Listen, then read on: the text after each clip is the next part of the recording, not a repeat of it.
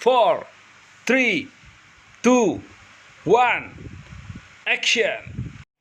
Tutup tirai, segera dimulai. Assalamualaikum warahmatullahi wabarakatuh. Welcome back to my channel YouTube Cakap Netizen. Kali ini kita membacakan status yang ditulis oleh para netizen kita, yaitu salah satu status yang menarik itu tentang Kampar yang ditulis oleh Bang Putra Budiman SE. Wah. Dan dikirim oleh Bang Firdaus Y di WA-nya Ikatan Pemuda Kampar Riau. Ini menarik ini statusnya Kanda Putra Budiman ini. Mari kita baca. Kita baca poin per poin apa yang ditulis oleh beliau.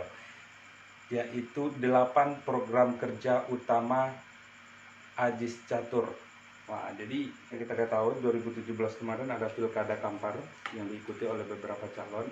Yang terpilih itu adalah almarhum Pak Aziz Zainal dengan Mas Ocu kita, Mas Ocu Catur, yang sekarang menjadi bupati. Yang mana seharusnya visi dan misi ini atau program kerja utama ini seharusnya beliau yang melanjutkan setelah diambil alih oleh beliau kepemimpinan di Kabupaten Kampar. Apa saja yang menjadi program periode 2017-2022, kita bacakan. Yang pertama itu ditulis sama Bang Putra Budiman di sini. Yang pertama, membenahi sistem birokrasi pemerintahan. Berarti ini ada pembenahan di pemerintahan. Ada sistem pemerintahan itu dibenahi supaya lebih tertata dengan baik dan lebih memudahkan pelayanan kepada masyarakat. Tentunya untuk masyarakat juga dimudahkan itu.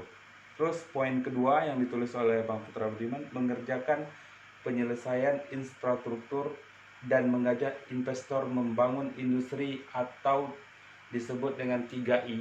Ini programnya 3I. Yang apa saja 3I itu?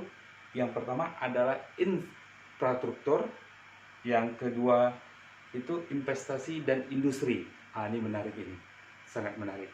Semoga apa yang menjadi program tersebut dari 3I itu, infrastruktur, semoga bisa kita lihat sebelum habis ini jabatan pada periode ini. Mas Ocu Catur sebagai Bupati Kampar harus bisa memperlihatkan program kerja ini. Infrastruktur, investasi, kalau bisa secepatnya, dan industri. Ini menurut saya sebuah program yang bisa dilaksanakan. Memanggil investasi ini ya sesuaikan dengan pola kehidupan masyarakat Kampar atau apa yang bisa dikelola di Kabupaten Kampar. Kalau yang saya lihat sekarang ini bagus itu investasi itu di bidang pariwisata, kemudian di bidang pertanian, mungkin di bidang industri bisa, cuma ya kita lihat industri apa dulu kan gitu. Jadi yang keempat, program dari Ajis Catur ini keempat itu meningkatkan mutu pendidikan dan pelayanan kesehatan. Ini luar biasa. Yang mana medan dan infrastruktur pendidikan di Kabupaten Kampar itu saya rasa masih sangat kurang sekali. Jarak tempuh dan wilayah Kabupaten Kampar ini masih banyak di daerah pelosok. Jadi ini harus melakukan kerja ekstra ini untuk Mas Catur. PR beliau ini, karena beliau yang kepemimpinan ini, maka butuh kerja ekstranya Mas Ocu Catur. Yang kelima itu modernisasi pertanian. Ini menarik, sumpah. Ini menarik sekali ini soal pertanian ini. Saya sangat tertarik sekali pertanian. Kenapa? Di Kabupaten Kampar itu yang banyak itu masyarakatnya itu, saya rasa persenannya itu lebih banyak persenan bekerja sebagai petani daripada PNS dan bekerja kantoran. Modernisasi pertanian ini itu sangat bagus sekali kalau program ini berjalan. Jadi tentu butuh dukungan dari sana sini untuk melaksanakan program ini. Jadi selamat bekerja Mas Catur, tolong laksanakan ini, modernisasi pertanian ini harus ini. Terus Manan, ini nggak paham saya nih. Keamanan apa dulu nih? Keamanan daerah, keamanan kondisi Kampar atau seperti apa? Kalau sekarang ya Kampar ribut-ribut lah. Masalah wakil ya. Tujuhnya melaksanakan prinsip TAP. TAP-nya apa? ada kepanjangannya. TAP ini transparansi, akuntabilitas, dan partisipasi masyarakat. Nah, jadi dalam melaksanakan pemerintahan itu ada namanya TAP yang diterapkan oleh pemerintahan dan program dari periode 2017-2022 ini. Nah, itu pasti masyarakat. Nah, ini sangat penting ini. Waktu kuliah S2 kemarin saya juga pernah mendengar ini. Harus dalam penyelenggaraan negara itu harus transparansi, akuntabilitas, dan partisipasi masyarakat itu sangat dipentingkan. Karena salah satu stakeholdernya itu adalah masyarakat di dalamnya.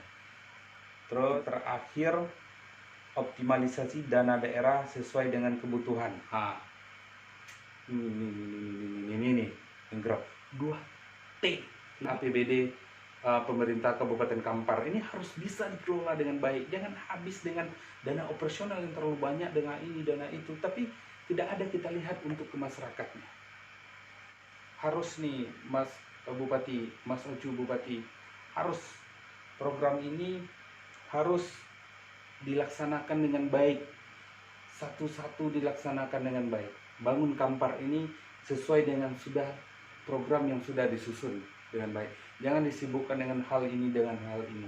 Maka inilah butuhnya seorang wakil bupati untuk membantu bupati mewujudkan program-program yang sudah dibuat oleh Pak Bupati.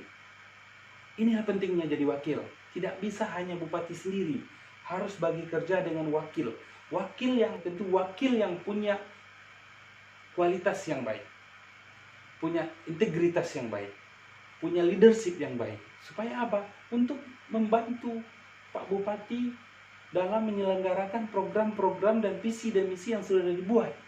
Kalau seperti sekarang, ya kita belum lihat nih, kita belum bisa melihat apa nih yang dibangun, apa program apa nih yang diutamakan, apa prioritasnya, di bagian mana gitu. Kita belum bisa lihat. Saya pribadi belum bisa melihat Kabupaten Kampar itu mengembangkannya seperti apa, belum dilihat.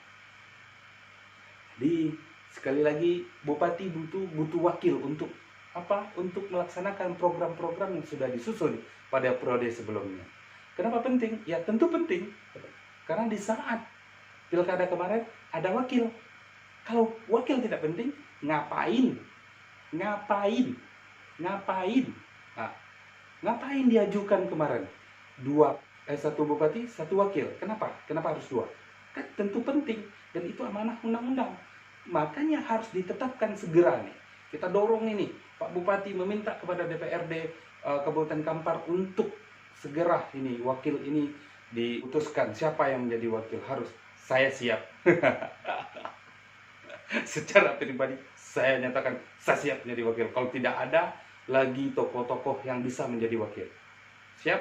Assalamualaikum warahmatullahi wabarakatuh. Jangan lupa di subscribe channel Cakap Netizen.